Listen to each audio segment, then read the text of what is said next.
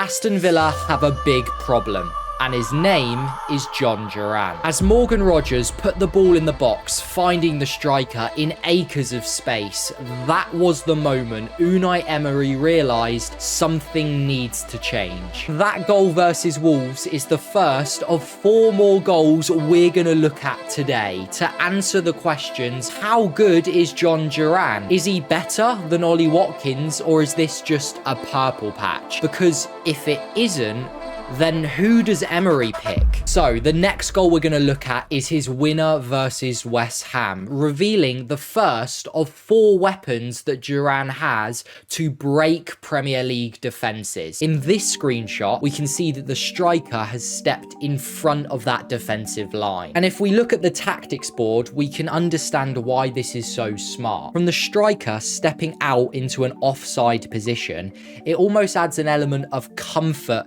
to this back line, as they know he can't be past the ball and he potentially is no longer a threat. Durán effectively takes himself out of the game. But what Durán knows that the West Ham defenders don't is that ball is being played out wide and potentially hitting the byline, the edge of that 18, which means that this back line is going to have to retract into their own box, bringing themselves in front of the positioning of Durán and losing all visibility of the striker. So by playing at his own pace and allowing for that defensive line to run past him, he's immediately created a scenario where he's on the blind side of all 4 of these defenders. And that means that once that ball is played into him, he can cut the shoulder of the centre-back, who's lost all sight of where Durán is, and he has the momentum, the speed and the sharpness to get on the end of that ball and put it in the back of the net. And that's the first weapon of Jhon Duran, his brilliant anticipation of where that ball is going to end up, so that he plays his own game and allows for defenders to make their own mistakes. The second weapon that Jhon Duran will use to score against your team can be shown in his goal versus Leicester. In this screenshot, we can see that immediately he's splitting the centre-backs, a typical striker's positioning, trying to cause problems for the defenders in front and behind him. But it's what he does next which is so important. Right before that ball is being played out wide, we see Durán making contact with his centre-back in the box. It's done in a strong way, very deliberate, but it's done for a reason. See, the striker is concentrated on what's happening in front of him. How and where is that ball being played into the centre of the box? So at the same time, he needs to create an image of what does the picture look like around me? Where's the space? Where's the defenders? And we see this consistently in his game. He makes that deliberate, almost unnecessary contact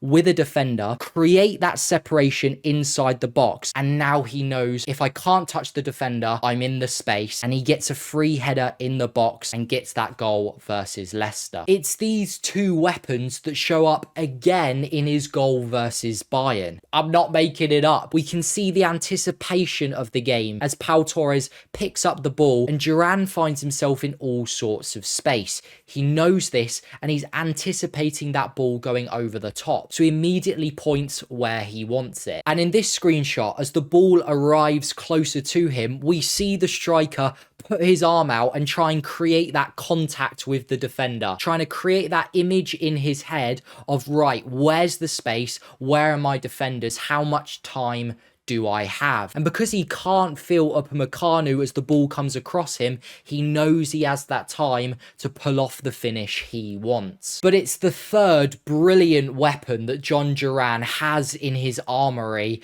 that's just about to show. Right before he makes that shot, he checks the goalkeeper's positioning. Now, all strikers do this, but it's his timing that makes it so special. Any earlier, and the picture has changed entirely by the time he decides to shoot. Any later, and he's shooting blindly. So Durán chooses to check the positioning of the goalkeeper right before he takes that shot. So he knows the choice of shot is the perfect option to beat the goalkeeper. The fourth and final weapon of Jhon Duran that makes up his armoury to beat your team can be seen in his goal versus Everton. In this screenshot, we can see that he dropped slightly into the midfield after a loose touch. But what I want to focus on is his body language. As he picks up the ball, again, dropping from that defensive line, we see that nothing in his body language is suggesting that he's about to smash it into the top corner. And this detail is amazing. His body language certainly didn't suggest he was going to shoot.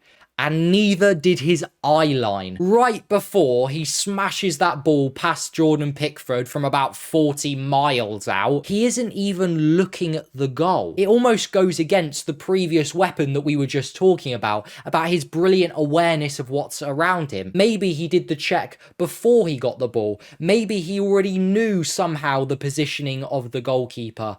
But what he definitely didn't do is check when he got the ball, and we all know what happened next. So these weapons that Jhon Duran has in his armoury to beat any Premier League defence makes him a brilliant striker. But he's not without his weaknesses. Again, dropping from that defensive line into midfield areas, he can struggle at times with heavy touches, struggling to link up the play. Although he's brilliant in the press, he sometimes lacks the tactical mind of how to lead a press. And these are the gaps that Ollie Watkins can fill. So the question is, can these two brilliant strikers play in the same team? Well, I'll take you back to that game versus Wolves at the start of the video. That goal came from both players being on the pitch at the same time. And how Emery likes to accommodate both Durán and Watkins is through setting up in a 3-5-2, which allows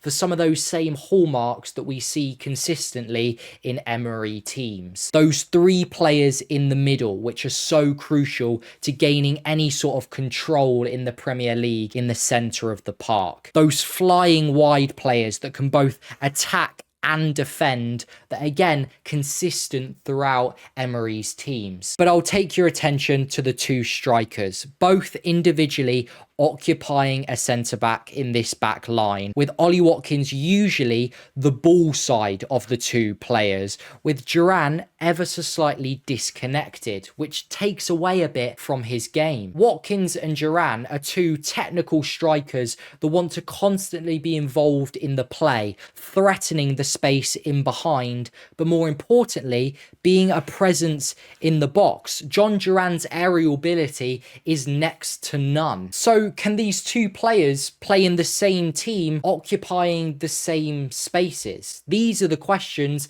that Emery has to answer. Will Aston Villa have to break for Jhon Duran and switch entirely to a 3-5-2 and take away from Ollie Watkins? Or will they try and not fix what isn't broken and potentially upset a huge talent and a kid who has massive belief in himself, who needs constant 90 minutes? I don't have the answer, but what I do know is that it's a problem, and Durán can't stay on the bench much longer.